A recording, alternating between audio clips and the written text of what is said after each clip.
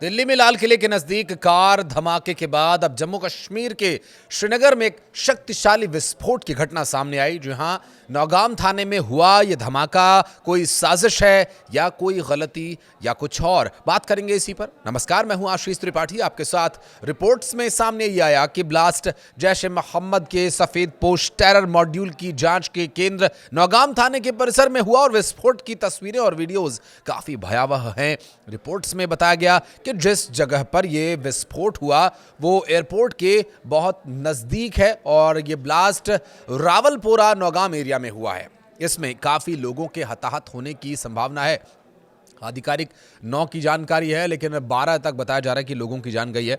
और जानकारी के मुताबिक नौगाम थाना परिसर में शुक्रवार रात लगभग 11:20 पर यह विस्फोट हुआ और बताया जा रहा है कि यह धमाका तब हुआ जब एफएसएल की टीम पुलिस और तहसीलदार के साथ जब्त किए गए एक बड़े अमोनियम नाइट्रेट विस्फोटक का परीक्षण निरीक्षण कर रहे थे। और ऐसी संभावना व्यक्त की जा रही है कि इस धमाके की चपेट में आए कई लोग, जिनकी मौके पर ही मौत हो गई थी, और कई ऐसे भी हैं जिन्हें गंभीर रूप से चोट आई है, उन्हें अस्पताल में भर्ती कराना पड़ा है। ऐसे में ये कोई आतंकवादी हमला नहीं है, दावा तो यही किया जा रहा है। नौगाम थाना परिसर में हुआ विस्फोट काफी शक्तिशाली बताया जा रहा है और इस विस्फोट की आवाज और सीसीटीवी फुटेज जो सामने आया है वो हैरतनाक है और इससे अंदाजा लगाना आसान हो रहा है कि कितना भयावह वहां पर मंजर उस वक्त रहा होगा। धमाके की आवाज़ और उसकी धमक और उसका इम्पैक्ट इतना ज़ोरदार था कि कई किलोमीटर दूर तक ये आवाज़ सुनी गई और आसपास जो मौजूद घर थे उनकी खिड़कियां मानो ऐसे खुल और बंद हो रही थी कि जिस तरह से तेज़ हवा का कोई तूफान आया हो। श्रीनगर पुलिस ने जैश ए मोहम्मद के टेरर मॉड्यूल का भंडाफोड़ करने के बाद देश के अलग अलग हिस्सों से कई कश्मीरी डॉक्टर्स को अरेस्ट किया था। इसके बाद नौगाम थाने में आतंकी साजिश से जुड़े मामले में लिप्त लोगों और संदिग्धों से पूछताछ भी की जा रही थी। और जो इसमें मुख्य आरोपी हैं उनके घरों को आईडी लगा करके उड़ा भी दिया गया था। जो उमर दिल्ली में लाल किले के पास कार में जिसने खुद को उड़ा लिया था, उसका घर बाकी रह गया था, तो वो काम सेना ने कर दिया। कार में उमर ने खुद को उड़ाया और उसका घर अगर वो नहीं उड़ा पाया तो फिर वो पुलिस ने काम कर दिया। हालांकि थाने को किसने उड़ाया ये एक जांच का विषय है। हरियाणा के फरीदाबाद से जो सीज किए गए लगभग 350-360 किलोग्राम विस्फोटक सामग्री बरामद की गई थी, उसी के सैंपल्स को नौगाम ले जाया गया था और ब्लास्ट की घटना हुई यहाँ पर, जहाँ 8 लोगों के घायल होने की खबर भी सामने आई थी।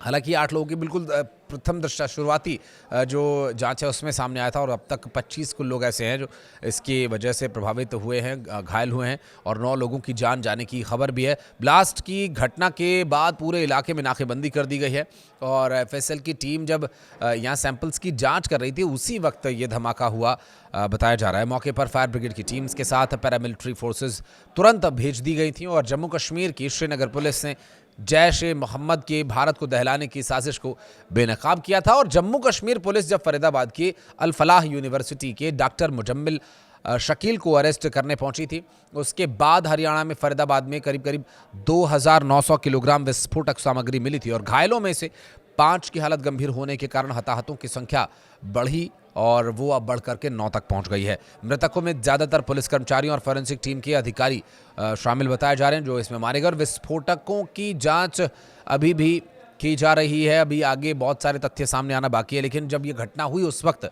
संभवतः जांच चल ही रही थी और नायब तहसीलदार सहित श्रीनगर प्रशासन के 2 अधिकारी भी इस दुर्घटना में मारे गए हैं। घायलों को भारतीय सेना के 92 बेस अस्पताल और शेर कश्मीर आयुर्विज्ञान संस्थान ले जाया गया। वरिष्ठ पुलिस अधिकारी नौगाम पहुंचे हैं और पूरे इलाके की घेराबंदी कर आगे की जांच पड़ताल की जा रही है। पुलिस थाने के इस पूरे इलाके में नौगाम पुलिस थाने ने ही इलाके के विभिन्न स्थानों पर आतंकी संगठन जिसमें कि जैश ए मोहम्मद के पोस्टर्स लगाने के मामले का पर्दाफाश किया था और इन पोस्टर्स ने उन आतंकी मॉड्यूल का पर्दाफाश किया था जिसमें कट्टरपंथी उच्च योग्य पेशेवर शामिल थे। और इस पर्दाफाश के बाद भारी मात्रा में विस्फोटक सामग्री बरामद हुई थी और कई डॉक्टर्स की गिरफ्तारी भी हुई थी। अक्टूबर में गिरफ्तारी हुई।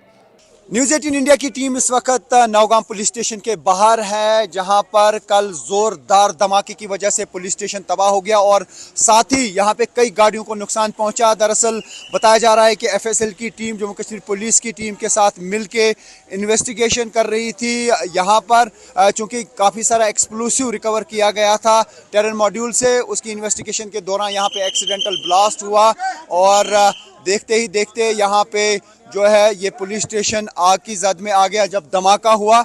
और अभी ये बताया जा रहा है कि 12 लोगों की मौत हुई है, जिसमें एफएसएल की टीम के मेंबर भी हैं, जम्मू कश्मीर पुलिस की टीम के भी मेंबर हैं। तो फिलहाल 12 के करीब लोगों की जो है मौत की खबर है और साथ ही करीब 25 लोग घायल बताए जा रहे हैं। तो फिलहाल यहाँ पे इर्द गिर्द अफरा तफरी है, क्योंकि पुलिस स्टेशन में आग लगी थी और अब ये देखा जा रहा है कि कहीं ऐसा कोई डॉक्यूमेंट या कोई ऐसा एविडेंस तबाह तो नहीं हुआ जिसकी वजह से इस केस में बाधा पड़ सकती है, क्योंकि ये केस जो है आपको मालूम है कि नौगाम में ही शुरू हुआ था। जब जैश के पोस्टर्स यहाँ पे देखे गए थे तो फौरन इसी पुलिस स्टेशन की टीम ने उस मामले की इन्वेस्टिगेशन की थी। अगर कहें तो इस पूरे मॉड्यूल को क्रैक किया इसी पुलिस स्टेशन की टीम ने, जिसमें एसएचओ भी शामिल थे। और उसके बाद जब पोस्टर मिले उसके बाद मौलवी इरफान को पकड़ा गया। उसके बाद मौलवी इरफान ने बताया कि डॉक्टर आदिल इसमें शामिल है, डॉक्टर आदिल को पकड़ा गया, डॉक्टर मुजम्मिल को पकड़ा गया। यानी केस की शुरुआत यहाँ से ही हुई और इम्पोर्टेंट जो एविडेंसेस होंगी कलेक्ट की गई होंगी वो यहाँ पर ही हो सकती हैं। तो फिलहाल यहाँ पे इर्द गिर्द अफरा तफरी का माहौल है, लेकिन बताया जा रहा है कि डेथ टोल अभी भी बढ़ सकता है। जिस तरीके से ज़ोरदार धमाका हुआ अभी तक यही बताया जा रहा है कि ये एक्सीडेंटल ब्लास्ट है। जांच चल रही थी एफएसएल की टीम की तरफ से उस एक्सप्लोसिव की जो रिकवर किया गया था इस केस में, क्योंकि यहाँ पर ही पहली एफआईआर दर्ज की गई थी। अब देखना होगा कि क्या किसी को यहाँ पे जो डिटेन किया गया था उनमें से किसी की मौत तो नहीं हुई या उनमें से कोई घायल तो नहीं हुआ। हालांकि अभी ऐसी कोई खबर यहाँ पर नहीं है, लेकिन इस मामले की इन्वेस्टिगेशन यहाँ पर ही चल रही थी। तो हो सकता है कि किसी आरोपी को यहाँ पे डिटेन किया गया हो और क्या उसकी किसी की उसमें मौत तो नहीं हुई, अभी ऐसी कोई खबर हमारे पास नहीं है।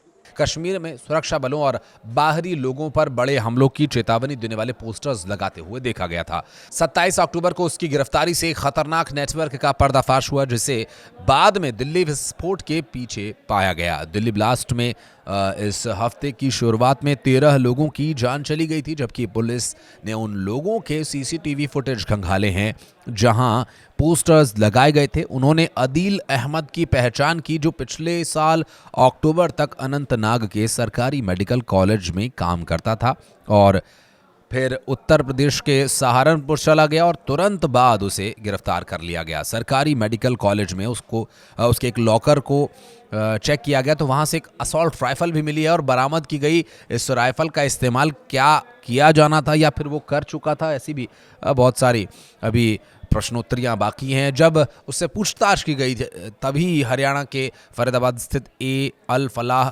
मेडिकल कॉलेज में कार्यरत एक अन्य डॉक्टर मुजम्मिल शकील का नाम सामने आया था और शकील से जुड़े घरों और उसके जो ठिकाने थे छापेमारी यहाँ पर की गई और हरियाणा पुलिस की संयुक्त टीम ने करीब 3000 किलोग्राम अमोनियम नाइट्रेट बरामद किया था और शकील की गिरफ्तारी से और भी कई खुलासे हुए और विश्वविद्यालय में कार्यरत एक अन्य डॉक्टर शाहीन सईद को भी गिरफ्तार किया गया था। कुछ ही घंटों बाद लाल किले के पास भीड़ भाड़ वाली जगह पर एक कार में धमाका हुआ, जिसमें करीब 13 लोग मारे गए, 20 से ज़्यादा लोग घायल हैं और कई जो आसपास गाड़ियां मौजूद थीं वो क्षतिग्रस्त हुई थीं।